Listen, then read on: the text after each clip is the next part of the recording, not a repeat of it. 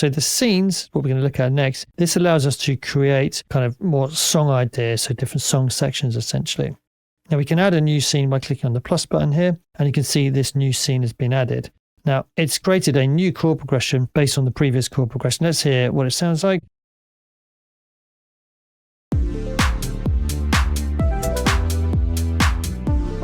That's our first scene.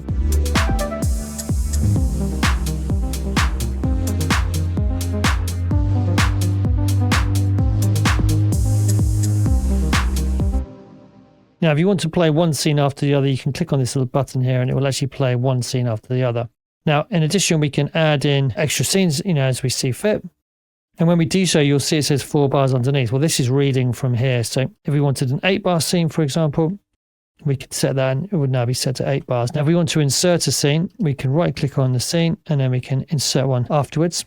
Otherwise, just adding a scene is going to add it to the end. And we can have up to 4 different scenes. So that way we can have 4 different kind of song section arrangements that we can work with. And that way we can come up with different ideas for different song sections, and everything else is the same. So each one of these scenes just follows exactly the same workflow as we've already looked at.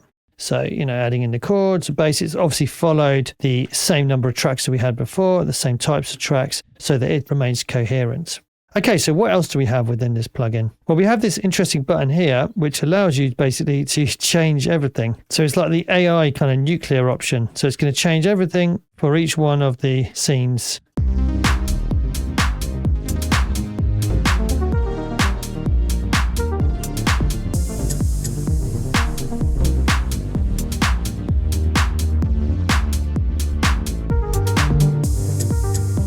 So yeah, if you just want to let AI just go crazy and change everything and see if anything comes out, see if anything inspires you, you can click on that button there to be able to allow you to change everything at once and just come up with something completely new and fresh. Okay, so in this video we looked at the scenes. Remember, we can add scenes in like so. I should say we can right click and delete a scene from here as well. We can allow scenes to play one after the other using the sequence button. We can add a new scene in. As I said, we can right click and insert a scene afterwards. We can also copy a scene, I should say. So let's delete this one and copy this one, and it'll be copied across. So if you wanted to copy across and make some small changes, you can do. And remember, this button here is going to change all of the different parts within each one of our scenes. Okay, so that's kind of brought us to the end of this video series on Landing Composer, but I'm going to do another video just refreshing the workflow of how to use this plugin. So I'll see you in the next video. Thanks for watching.